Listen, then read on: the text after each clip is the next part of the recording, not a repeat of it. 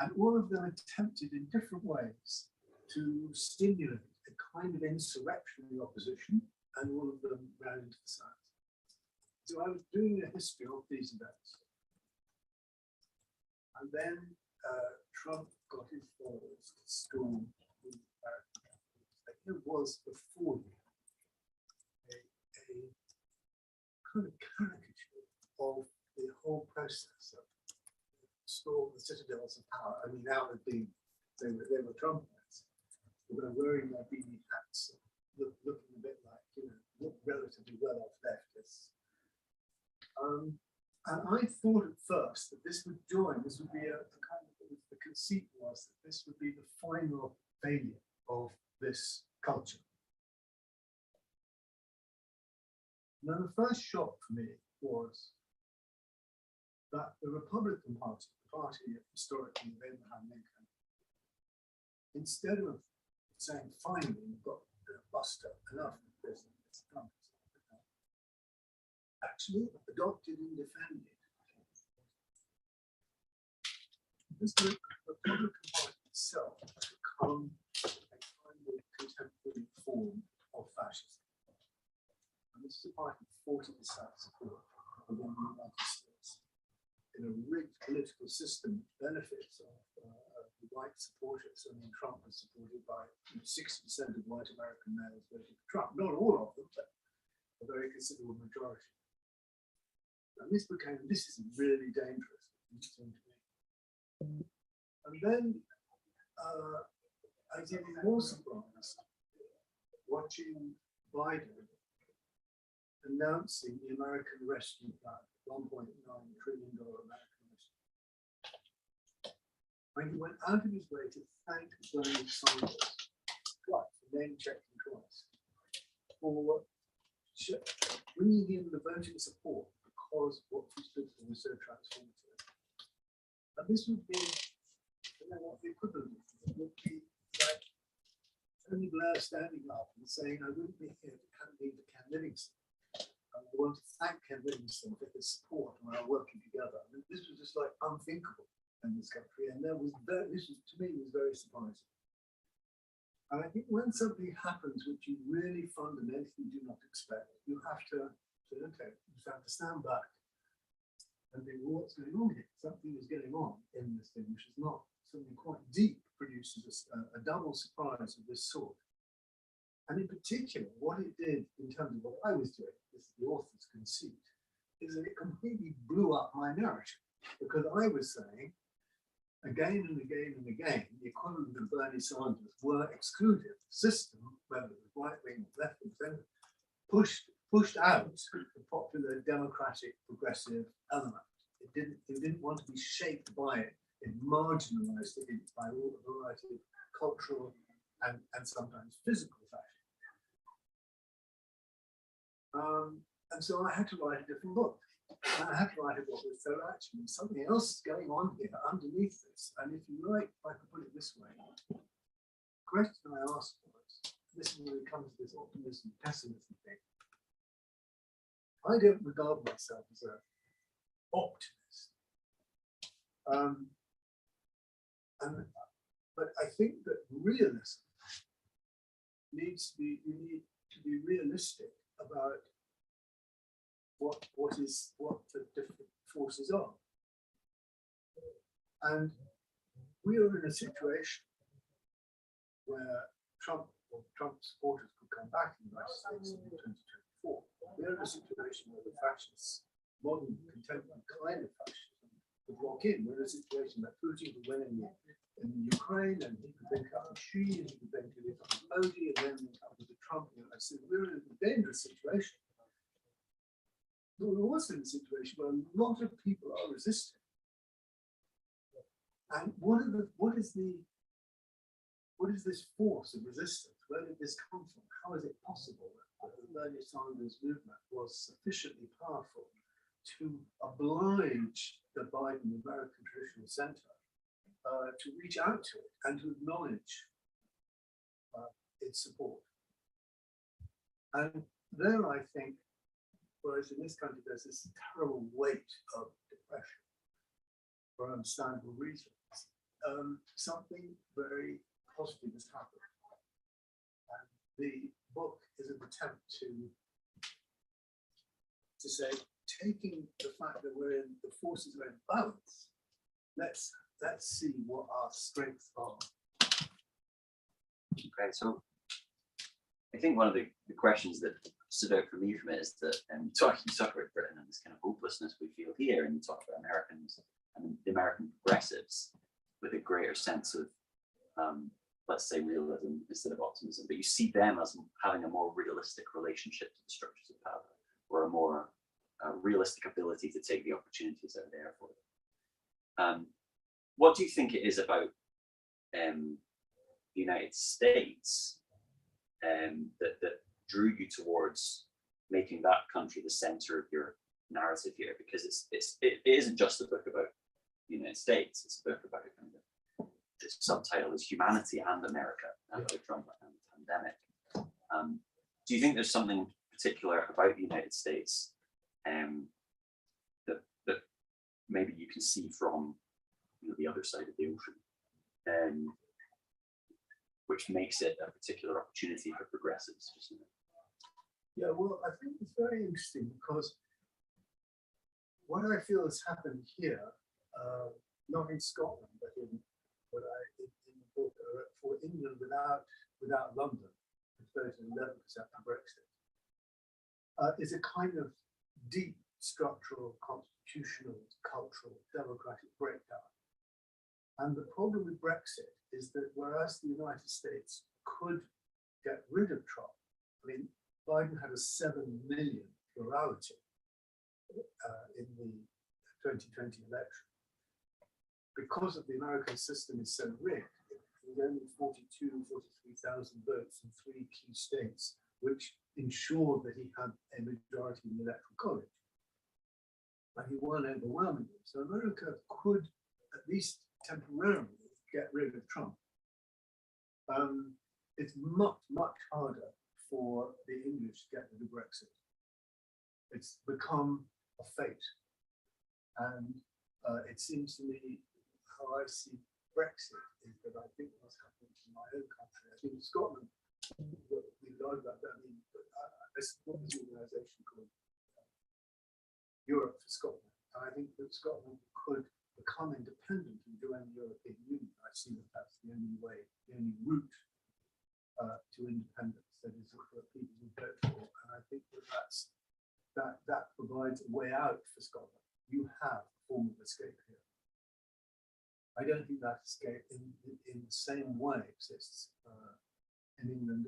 And the image I have is when you have a supernova, when you have a great star, and it starts to collapse, it lets off this enormous pulse of energy, and then collapses into a black hole. And I see Brexit as an enormous democratic protest, which lit up the universe. Everybody was astonished by this democratic. And now the star of Great Britain is being sucked into systems of dark gravity, and it's sort of inescapable process which has to work out over the next decade or whatever, maybe how long it takes. In America is the image I have is there's a Jekyll and Hyde aspect to the United States. And behind the libraries, the fine libraries that were created by the slave-owning republic and turned into the great universities that we now know, Harvard, Yale, etc. There was the whip, and not only the whip of slavery, but also the genocide and the force behind the American Constitution to stop the British allying with the native tribes against the white settlers. So that the United States always had these two forces, and in a way, the Civil War still hasn't been resolved. It is still continuing through Jim Crow. And this means that the United States has always had the democratic opposition, because at the same time as being a slave republic, it was we the people. It was the first time that, we created a country that wasn't built by God, it wasn't built the work of people themselves. And therefore, it's always had an extraordinarily creative element of resistance within it, at the same time as this dark side. And I've always felt that that's the element of resistance, like the Occupy movement, was an element of protest, but it was still trying, and it had been since the Vietnam War, since the whole of my political lifetime, has sought to change the course of America. And that battle has been doing. And so I think that so the powers of the democratic opposition, creative, inventive, wonderful organizers, very rich political culture and very serious political culture. The country which really has invented the telephones or search engines. This is a modern technological culture which has been created. Those forces are not racist forces. It's important that Google is now run by somebody of Indian descent. So these are I mean they're male chauvinists still. There's no matter. There's a lot to do in America, but feminism came from there. Anti-racism, in a sense, became articulated there. So there's a very creative democratic left in the United States, and it's now in a situation, if I put it like this, that the only force that can stop Trumpism is an alliance of the liberal centre and the large progressive movement. That's the only force which can, if you take today's news, reverse the overthrow of Roe versus Wade. That force is now on the table, something which may come back. Okay, so the last time I did a book launch here, when I was on the panel, was the Roth Wins book that we did in 2016. And the title of our book launch, it was on the E, the actual literal E, the Brexit referendum. And the title of the event was just Expecting the Worst. And one of the things that comes out of this book is that you're kind of preparing for the worst, but imagining something else, saying that there are still possibilities for something else. But if I can just tap into my inner pessimism, the idea of progressives uniting with the centre to get pushed through goals that they can both kind of agree on, broadly liberal democratic goals, tending towards something more radical. Democratic for it. Right. Yeah, something more democratic then, has always been a strategy of, I suppose you could say, the right wing of the socialist movement or social democracy. And the result has often been the incorporation of genuinely radical forces into the status quo, the Labour Party, for instance. Some might say the Scottish National Party. In America, the kind of big name progressives like Alexandria Ocasio-Cortez, by working through the Democratic Party, they have disillusioned a lot of their original grassroots supporters on the kind of organized American left, many of whom now see people like AOC as a bit of a sellout, someone who is going out to bat for a presidency that they fundamentally think will ultimately side with the corporate elites that have got America into this mess. How would you say, well, I suppose the thing is there anything structural?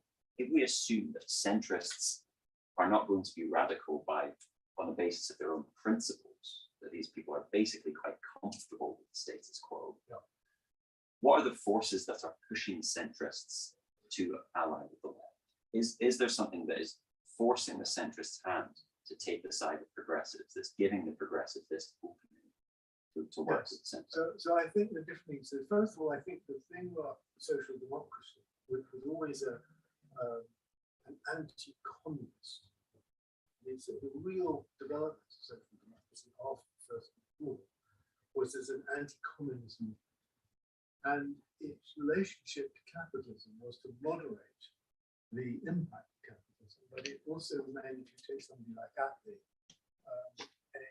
a paternalistic.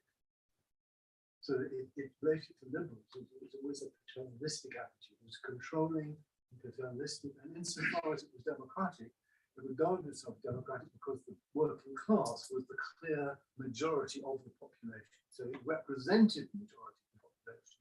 And the question of democracy itself was always, you know, was always a sort of threat to its project, because it was always sort of a lack of control. And so I think the situation now is different from that. I think what's happening, I think that the centrists now that we're used to, and of the Democratic Party, the Labour Party here, are parties that have not just made peace with neoliberals, but they have become the vehicles for neoliberalism. That's to say, they become the marketization. Blair is a clear example, Clinton is good. And also saying, you know, that we're moving past right and left, all that sort of third way bollocks, you might say, is what this is one thing which I discussed in the book at some length, is what that political culture was to generate fatalism. It was to say to us, there is no alternative.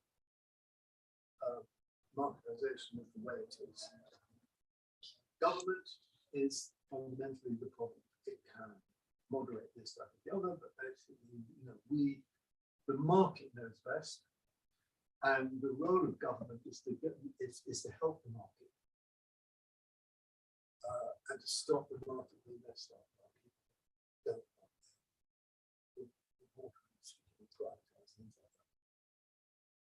So I think that the rise of a democratic progressive movement now is a different political culture, either to communist opposition or to what was going on within social democratic. And that's because it is now a culture which is post the working class in the traditional organized proletarian sense being the majority. This is the structures of ownership remain there now. Capitalism is still in place, but the framework of that capitalism is very different. And second, I think that where I agree with you is that if you take the progressive left or the left as being the democratic force, it was just up about saying, can we turn our societies into a democracy, and can we get the empowered liberal centre to accept an alliance with active Democrats? And I would say that we will lose, that we can't. But there are certain factors which now demand for the traditional, if you like, liberal ruling class, that they can't get back to expecting fatalism for the rest of the population. One of these is climate change, because clearly the kind of legislation and government is needed with climate change has got to have democratic support for it to be effective. And what we know is that sort of authoritarian and autocratic leaders really mess up when it comes to the environment. Secondly, within the United States, there is now a model, another country, and another form of capitalism in China, which is governed capitalism. It is not the capitalism of the marketplace, pure and simple. The Chinese, all of the completely appalling authoritarian methods they use from the beginning, refused to go down the neoliberal route. And they consciously argued this, and there's a very good book by David just come out discussing the way in which, through a bit of trial and error, the Chinese rejected going down the American route. And the success of China as a full-scale competitor at the highest level of technology and at the highest level of organisation and the economy with the United States, is going to force the United States to do something. The education system is going to force the United States to do something about incorporating its population. You can no longer, the wild route is no longer going to be effective. You've got to start to govern, and to govern, you have to have either an authoritarian structure or a form of democracy which gives that government legitimacy. Another factor is that Trump, that shattered fatalism, was Trump that made voting count. Before Clinton, before 2016, you could say to me, and I wouldn't never really disagree, well, voting doesn't really make a difference. Both sides have the same socioeconomic system, and there isn't actually that much difference between a Bush and an Obama, or a Bush and a Clinton. But with Trump, Trump came in and he's made. So what we now see is, even at the most moderate level, what Biden represents, there's a real choice between the two great parties of the United States. This is something that doesn't quite exist in this. They say, look, Starmer versus Johnson. Starmer is honest and Johnson isn't. But in terms of their socioeconomic policies, Starmer's done everything he possibly can to say that there isn't any really fundamental difference between the two sides. It's very demobilizing. But in the United States, if the Democrats, in effect, in the Senate and in the House, lost the 2020 election, partly because the American system is so rigged. An example of how rigged it is, although the Senate is 50-50 in terms of its political parties, the Democratic senators represent 40 million more people than the Republican senators. So the Republicans have this enormous political advantage. But nonetheless, within that system, that they didn't win the 2020 election within the legislature. But the difference between the parties is very striking, even now. The kind of programs, if the Democrats were to have a majority of 5 senators, then Manchin, the odd hangout who actually are called moderates, they're actually very right-wing, they're sort of Republicans in the Democratic Party, they will become marginalized. There's a real choice between what those programs are. And it was Trump that did that. How can the centre that I'm going to do? The centre is so the way I just try to describe it in the book is it's a kind of a revolutionary situation of a certain sort when, and this that's what happens when it's clear that the old order is going and the ruling class and the ruling elites cannot agree what the way forward is. And that's the moment when decisive changes happen. And it's precisely because whether it's climate change, whether it's respect to China, whether it's respect to how you develop a society once voters are woken up, that you're being pushed. The two sides are being pushed apart because they're being repulsed by each other, and therefore they're walking. The famous phrase of Benjamin the Angel of History, they're moving backwards. It's not that they want to go where they're going, but they're finding themselves forced to go where they're going. So it's not as if they're happy about embracing the centre, the progressives, but they're being obliged to do so. And so if there is a kind of willingness to reach out ideologically from Biden, to reach out ideologically to the left. So he's recruiting Sanders advisors to his advisory teams. He's attempting to pass these big trillion-dollar programs for economic renewal and green industrial renewal. The issue still seems to be that the political structures are not allowed this to happen. That it's kind of an open question right now whether or not America is still a functional democracy in any sense whatsoever.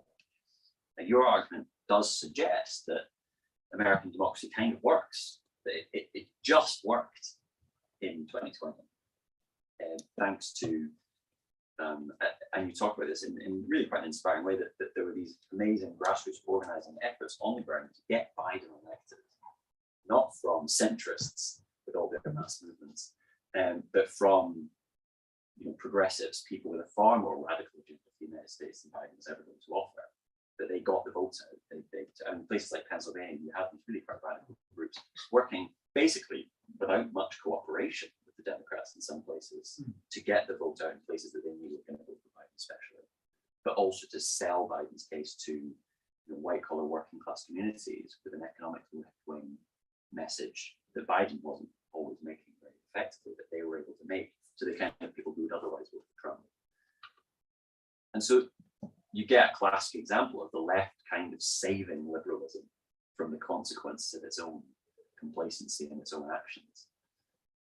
But those structural obstacles have intensified after Biden getting elected. And again, this is always the kind of pitch of the, we might call the ultra-left, or the left who says don't work for the centrists, because you put all this effort in,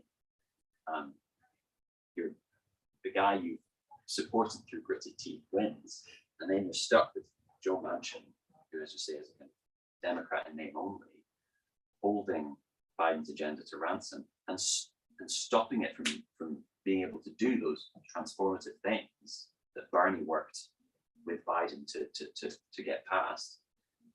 So they're whittling down the Build Back Better agenda, and the kind of pressure on gas prices is forcing a real pivot. Let me start because you see, I think we're getting too much into the technicalities. I mean, one of the things, and this is part of the problem of looking at American politics from over here, is it's too personalized. The American left has been traumatized by putting its faith in Obama and discovering that actually Obama backed the bankers and let 10.3 million people lose their homes. And what has been happening now is that you can see this with AOC, is that there's a deep part of the wider progressive movement is holding appointments, is getting its own candidates in, look what Stacey Abrams is doing in Georgia. Without that, the Senate wouldn't even be 50-50. And therefore, there's a deep attempt by the Democrats and by the if you like the Bernie Sanders movement, and the Bernie Sanders Our Revolution movement got 8 million members signed up for it, and 200,000 giving about $5 a day. That's $1 million a month, $5 a month. And so these are very, by our standards, these are very impressive. But they're also going deep. They're saying we can't rely upon the candidates. We've got to get our own. We've got to get candidates in who come out of the movement and are not dependent on corporate money. So I interviewed the Jayapal, who's the chair of the Congressional Progressive Caucus, which is over 90 strong in the American Congress. And she's talking about the fact that many of them refuse to take corporate PAC money. Some do. But there's a culture coming up of this movement. We're going to break from that. So there's the movement is quite profound in that way, and it's not about. They're enormously frustrated by Biden and the weaknesses that demonstrated. But that frustration isn't. I think is different from what happened with Obama, and there is an autonomy from simply back. I think one of the and that's something we should learn here, because the point is that unless you can shift the process of politics itself, and unless you, and I think this is probably some of the SNP, which strikes me from as reproducing a kind of Westminster centrist model of politics in Scotland to, so you don't feel, well, look, here we are in Edinburgh and our mayor wants independence and this is what we could do in the European Union, and this is what, we're missing these powers, and that's what, there's no sense of all the argument, it seems to me here, is being focused on one woman and her husband and they're having breakfast and what the SNP, controlling the SNP. Independence has got to be a release of public energy. It's got to be decentralized, and it needs to have a movement, and that's what movement's about. And the American movement is quite. This is where it's very interesting because it's got that richness, and it's also talking about the processes of politics itself. And what I would just add on that is that I think there is a general crisis of representative democracy everywhere, which is that these institutions of representative democracy were developed to keep the unwashed at arm's length. You vote for somebody who then goes to the party and then, then they go through other complicated rituals of political decision making, and all that whole structure of representative democracy was a form of seeking to organize consent, which is very important, and also seeking to have mechanisms to prevent dictatorship, to ensure that there are peaceful transfers of government, which is very important, and to ensure the rule of the law, which is great. But at the same time, they were about making sure that we, the unwashed, actually were kept away from power itself. And so, there's a very profound sense of, true in France or Germany, wherever, distrust. And that's because the system wants you to trust it, but it doesn't trust you. And that's the general crisis. And I think that discussion is also within in the United States, and there's no way out of having it.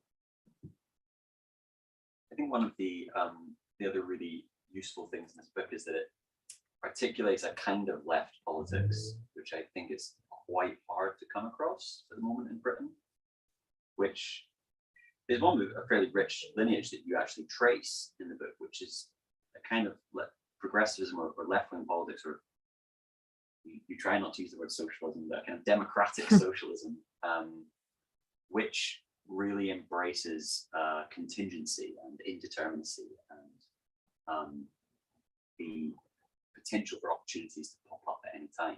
Call it Republican. We could call it republicanism, absolutely. Although republicanism is slightly tarnished by its association with the monarchy in a sense, because it means something much richer than that. Yes. It means popular sovereignty and creative engagement with political structures. But absolutely, and I would say I'm a Republican of the variant you lay out in the book. That's good to know. You've talked about this before. Would you say that that kind of politics has a home in the UK at the moment? And is there a movement that expresses that? Would you say that there's some room for that in the Corbyn movement? Did you see it in the Corbyn movement? I mean, we've talked about the independence movement a bit, but in terms of England's politics, which is something we've learned a lot, is there any space for a Republican politics to emerge in a country that is so weighed down by monarchy? Yeah, it's very, very well. If you put it like that, the problem with the Corbyn movement is that it was too monarchical. That's to say, Jeremy became untouchable, and he became kind of zen, unchanging, and within it, somebody like John McDonnell, I mean, who I, with the GLC, which is a very different socialist experience, a very open, experimental, didn't ask for a party card. That's the Greater London Council. Sorry, the GLC is the Greater London Council. It was sort of, it was a kind of a coup when Ken Livingstone and his group took over at the very beginning of the 1980s. And it was incredibly inventive. And it pioneered sort of feminist and anti-racist policies. And the media and the Tories, in the end, they abolished it. and I say that there are a couple of examples of the way in which neoliberal order, the order of marketization, gained its supremacy, and one of them was by force. And the first example is Chile, where they moved in militarily. And another example, which I personally experienced with the DLC, which was simply abolished. I mean, London, they sold off the London City Hall of London to a museum and an aquarium, and it was just shut down. And then the Labour Party, in effect, supported that suppression. But John McDonnell was part of that experience, and to give you an example of it, there was one television interview where he made some sort of blunder, whatever it was, and was tapped by the television interview, and he just said, "Look, I did not expect to be here, and I'm learning on the job. I make mistakes." I mean, that was something Corbyn could never have done. He felt like this guy is sort of really talking about what's going on. So I think that there was an enormous potential for this democratic within the Corbyn movement, and it has generated a kind of a new left intelligentsia within England, which didn't exist before, which is a great prize. But Corbyn himself, although he was historically a supporter of Tony Benn, he didn't even have that. Tony Benn wrote a constitution for him, and Benn was against proportional representation, and in an odd way, a sort of believer in Parliament. But he also wanted the constitution down, he wanted to codify, and there was a very, when you listen to talking, there was a very democratic element to Benn's relationship to the wider public and to radicalism. And this was one of the enormous disappointments of Corbyn himself. Corbyn could have supported proportional representation. He understood the arguments about proportional representation. He understood that the German system, which ensured that there were constituencies and at the same time proportionality, was the root of it, ensured that there were constituency parties. He said, I want to have MPs that have this relationship, which is actually a sort of little monarchical relationship, the MP to my constituents. And so he could have embraced that, and that would have said, all the stuff like you're undemocratic and everything would have just, that would have said, we're into democracy. But of course, there was the other side of the Corbyn movement. Those other supporters, with their stacks of Lenin in the background, and they're really saying, no, we want to have power, and so he. And in that sense, he started to triangulate, and he couldn't deal with Brexit, etc. And I think all those that was a kind of, if I can put it this way, he didn't break from the core framework of the British state. So he came to this country and said, "You can't eat a flag."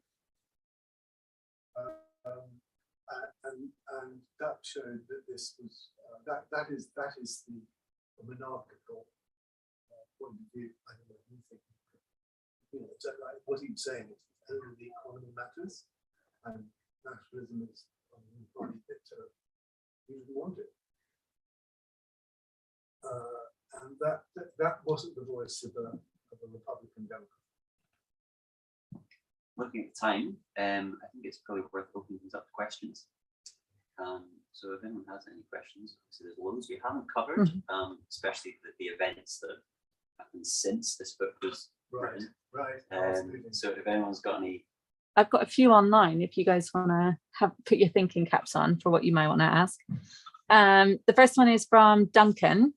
Question: is the big difference between the US and the UK situation that the Democrats in the US have never, until now with Sanders and AOC, had a left social democrat socialist segment, so that that's a new thing for the Democrats, whereas Labour in the UK has always had a socialist wing, and that the Labour right today, which is today in control with Starmer, fears and wants everything to thwart. In the US, social democratic ideals seem new and fresh, Whereas in the UK, the narrative is social democracy is tired and failed in the 1970s. Yeah, well, I mean, okay, I mean, the thing is that there's something slightly patronizing about the question, which implies that we're really advanced. We have a socialist tradition, and these poor chaps, they're still fresh and young. And I don't think this is quite, quite what it's about. And I also think there's something I can push back on this idea of socialism. It's something I do write about in the book, which is that there's the idea that we know what the socialism is. And Raymond Williams once argued back in the 1980s, that why is there only one socialism? Why should socialism be a plural? Why is there, there are different sorts of capitalism? Surely there can be different kinds of socialism. We should talk about this way. And this fell, like lead into a pond. And then the idea that, so you can find people saying, well, socialism, we all know exactly what that is. And I think that where we should be more modest about it and say, if we're going to get to socialism, we have to get to it democratically. There's no route to replacing capitalism via a small group getting control of the state and then delivering it, despite the ignorance or passivity of the population, reluctance of the population. We know what's good for you, we're going to get it. And then at some point down the road, you'll see you're all right. People are not going to trust that anymore, quite rightly, and they've seen what happens. So you've got to get, the only route to that is through democracy. So you have a segment at the end of the book where you go back to socialism, which you sort of consciously don't make central to the rest of the book. And then you kind of cover at the end why you've done that. And in it, you kind of talk about another generation for whom socialism is understood differently and is popular and popularly, even though it's understood differently. Yes, I think that thank you. In the epilogue, I look at the way in which there's a generational shift. And the younger generation quite like the idea of socialism because they like the idea of an alternative to capitalism, which is divisive, which is clearly exploitative, and which is completely unfair, right? And rips us all off to the advantage of the rich. So I think there's been a deep political failure of the neoliberal project, and nobody believes it trickle down. There's now a belief in government, and socialism has become an idea that there can be inequitable government and that we can be in charge of this. But what's also there, especially within the United States, is there's a very strong belief in the idea of enterprise. There's a belief in the idea of freedom. There's the idea of market relations of a certain sort, therefore. So in terms of the traditional, if you like, Corbyn view of socialism, it's not an ideological notion of socialism that is being, so it is the idea that there is an alternative to capitalism as we know it. And that has deep and very, very wide support and popularity. And that's why there is a democratic potential there, which we can build on. But we have to put democracy first. Mm-hmm. Do you see anyone picking that up? Like okay. There was a question up at the front. For me, yeah.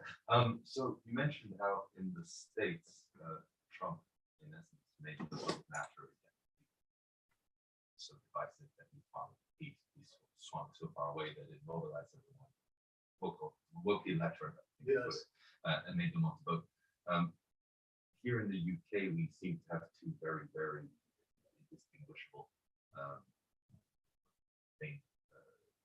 party leaderships, which doesn't really inspire anyone to wake up. And so how can that, and both parties seem to be sort of converging around the same thing, what really differentiates party people, hard to big finger on it. So how do we wake the electorate up here in the UK when when neither party seems to have swung so far in one direction that the rest of the population kind of panics. He goes, right, I've got to get to the ballot. Right. So I think there are two aspects. It's a very good question, but I don't know whether the online viewers could hear that, but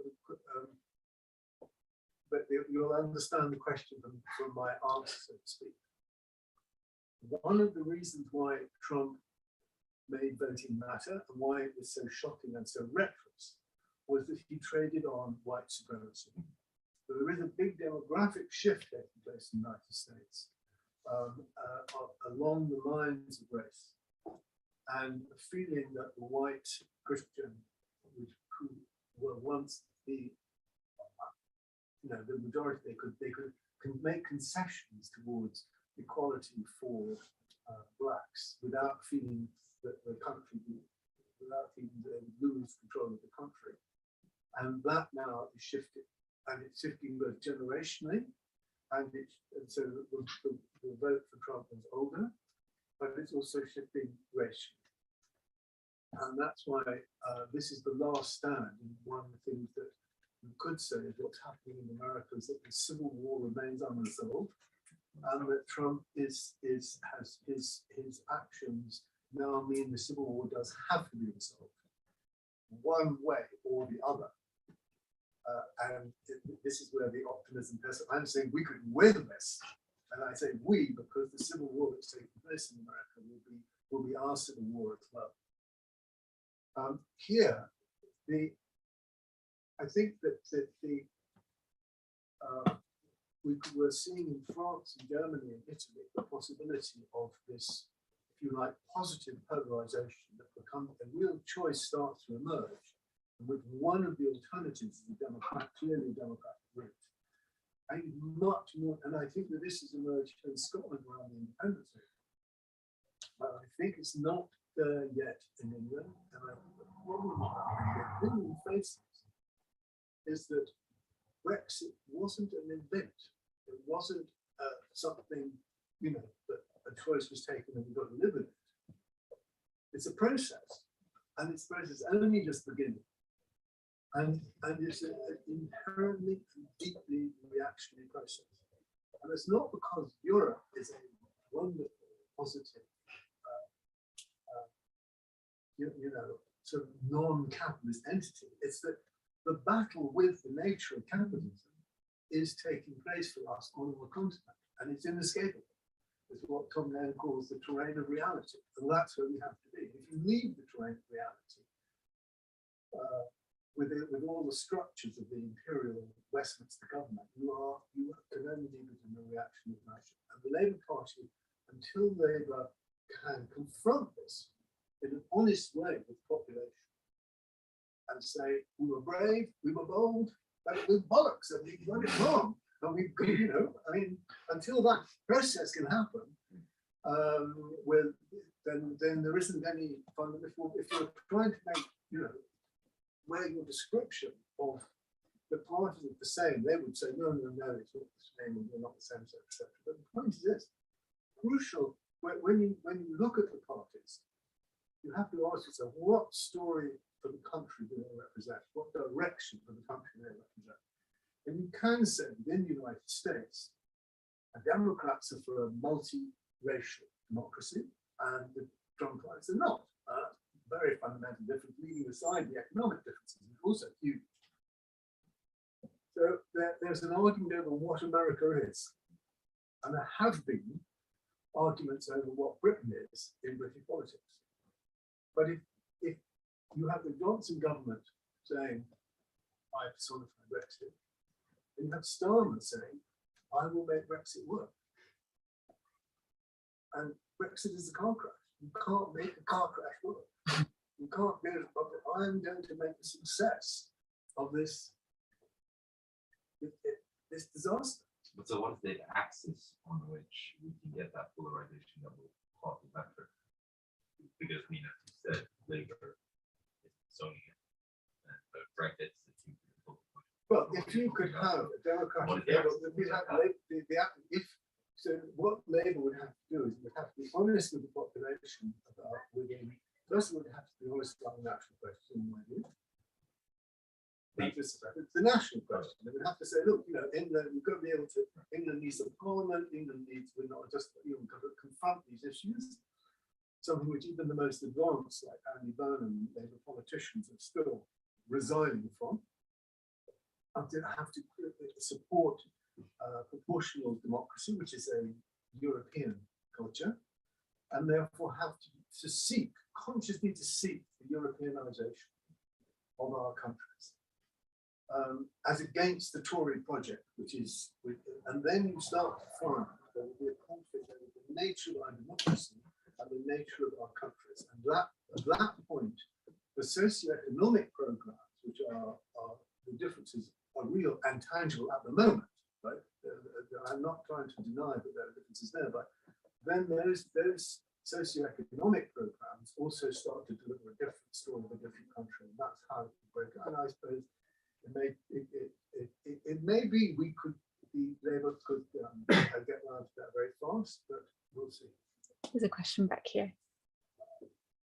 A short version of the question, I suppose, is: do you think the UK will still exist in 10 or 20 years with Scottish independence, predictions of Sinn Féin majority installment, forms of power sharing? Do you think there will still be a UK in 10 or 20 years' time? Do I think so? Do you think so? Yeah. Well, I've written the introduction. I was very proud to write the introduction to Tom Nairn's A Breakup of Britain. And there I say that within the next 30 to 35 years, that Scotland will certainly be independent.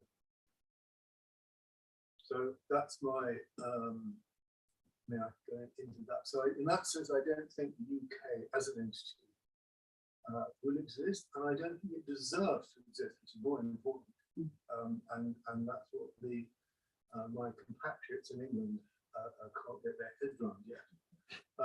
But I also think that there's a way, if I can add to that, that there's a way in which Britishness will be revived by the independence of our separate countries within the European Union.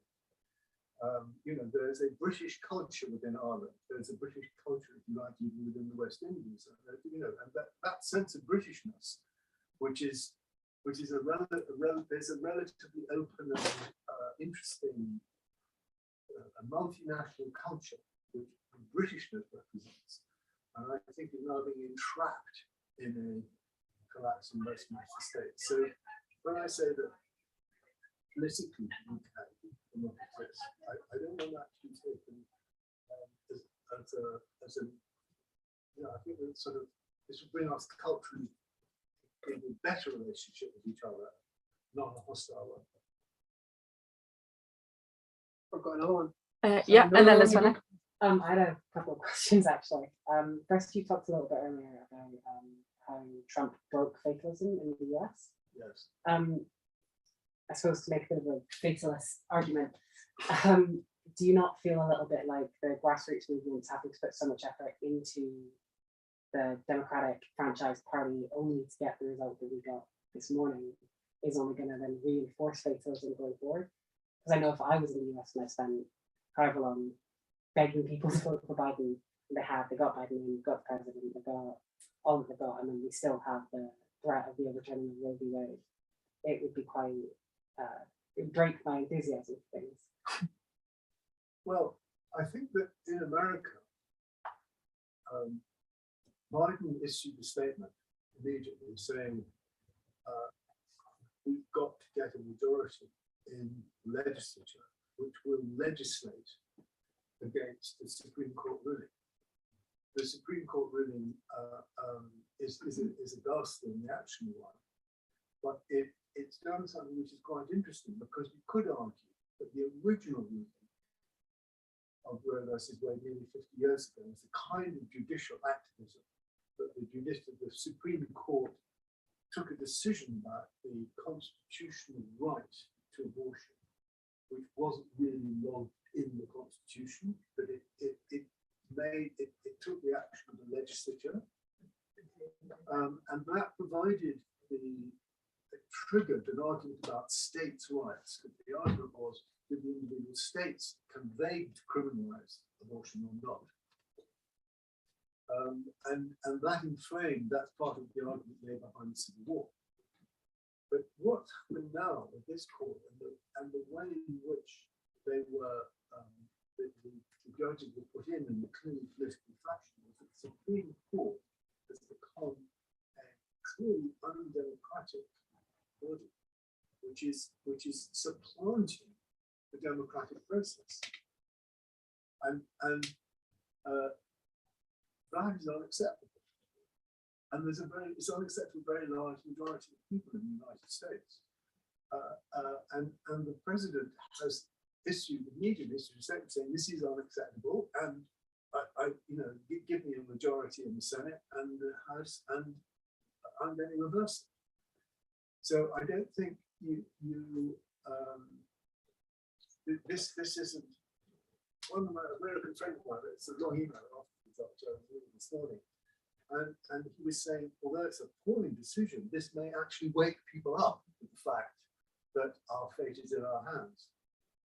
So that like an accelerationist point almost. It's an acceleration, but it also means in a sense it takes this argument that here is the centre saying, well, you've got to get off your asses, and I'm going to deliver this if you do. And there's a tangible difference there. So that's one of the ways in which they're being forced by the alternatives into arousing their supporters and their voters. I suppose kind of part of what I was wondering there is like if the apparatus of the state of the US is kind of paralyzing grassroots activism to some extent. And what I kind of wanted to ask then about the UK, especially like when you were saying about Corbyn, when he came up to Scotland and said you can't be the flag, like nationalism isn't worth something. Do you feel like, especially given how much England dominates politics in the United Kingdom, that there isn't really much room for, especially an English politician, to say something that would be so openly in support of Scottish nationalism or Irish unification or Welsh nationalism? Like you yourself said, in England, a lot of people are quite cold to the idea of Scottish nationalism, which then means that people in Scotland are going to be quite cold to a lot of these like left-wing movements in England because we can meet in the middle of it. Like in America, there's like this shared sense of we are one country, more so than here, obviously. We've got the 3, 4 disparate nations entirely. Like, how do you see those? Like, where do you see us going from here? Well, I think one thing that strikes me coming here is that it is the sense that there is here a distinct political culture. It may not be independent, but it's a different political culture from England, and that the countries have shifted apart in quite a profound way because you have your own parliament in part, but not just because of that. And I'm not quite sure what the element of your where that leads in the question. I'm not quite sure how that. When we were kind of criticizing Corbyn earlier for the "you can't do the flag" statement. Yes. So like an English politician. But could an English politician recognise the reality of this separation? I think the English politician could recognise it, but I think it would be political suicide in England to acknowledge it publicly. I think Corbyn was already being attacked on all sides. No, I don't think. You see, I think this is because I think the majority of the English think, well, get rid of Ireland and get rid of Scotland, and I mean, there's quite a Philistine view of it, but I think the English political class are absolutely in love with Britain, including within the sort of many of my friends, which you might say along the margins of the political class, politically literate, etc. And we don't want to be left alone with England, right? I mean, this is the country of chalets. Look, we have a wonderful, the agreement of the people from the level. Oh, you're romantic. No, the English are sort of red cheek, thuggish, intrinsically reactionary. I don't accept this at all. The England I mean, I'm a Londoner, right? The GLC, sort of, was a world-leading experiment. I don't accept it, but I mean, I'm just describing the reality. And it's very striking. I mean, I remember there was one episode I was very struck by it, but there was this, when relatively early in Ed Miliband's leadership of the Labour Party, this great decision was taken. He was going to talk about England, and I was invited. There was a meeting sort of invitation only to launch this in the festival hall. They decided to do it where the Festival of Britain was in 1951. So it was a strange gathering in a room within the festival hall in London. And he said, we've got to talk about England. And I was invited partly with simply out to say, I don't agree with you, because I said, well, if you want to talk, you need a constitutional settlement, right? You need a new that the question then was, what was he going to say to him? Talk about him. What? But then what, right? What? No, England has. So then there was this embarrassing interview which he gave afterwards. And when I was watching, I said, well, you know, what's special about the English values? Tolerance, sense of humor, all those sort of, you know, usual things. So he said, well, you know, it was the Blitz. Swansea and Glasgow and Belfast bombed as well. So you know, this wasn't a distinctive, it was the Londoner speaking, just suddenly thinking, you know, it was all that only happened to us, right? And it was embarrassing because he got to the point, he could see, he could understood that there was something needed to be said about this. And he didn't want to have a referendum on Europe, and he didn't want to accept that Scotland had left the grip of the Labour Party. He couldn't do that. But he did understand that that actually there was a process there which needed to be addressed, but he didn't know then what to say about it. And I think that the moment a politician is brave enough to stand up and say, done with it, right? It was great while it lasted. Thank you very much. Go ahead, Scotland, we're with you, you be independent, United Ireland, if that's what you want, if that's what you don't want, that's fine, right? But not all this aggression, not all this sort of, we'll punish you, well, you know, yes, but England needs its own parliament, that's the House of Commons of the English Parliament, and, you know, you can go to the House of Lords, you know, this is we're going to become ourselves. Of course, once that's said, it will become irreversible. Because you know, the population is not political suicide, but it's political bravery is needed, and it needs a break from the Blairs and the newspapers and the mail and the structures that want to retain the sort of the Westminster system, which they're so comfortable.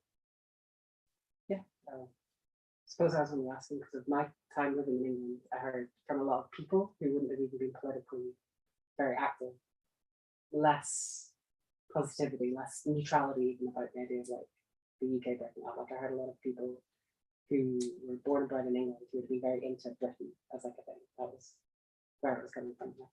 Well, you may be right. You may be right. I think that when it happened, once it's they love the idea.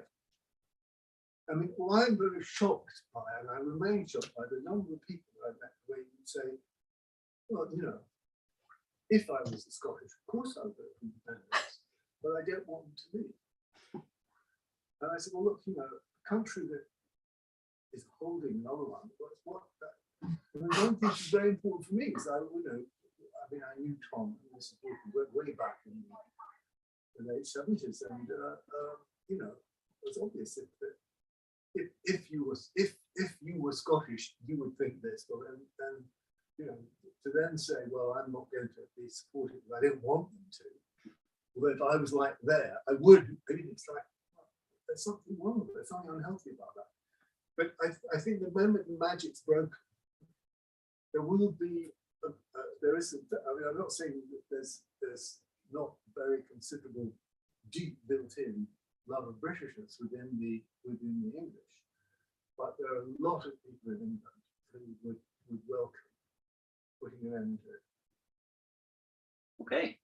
I think we're probably out of time. Yes, Yeah. we are out of time. I think you're gonna stick around and sign some books, take any last minute questions. Yes.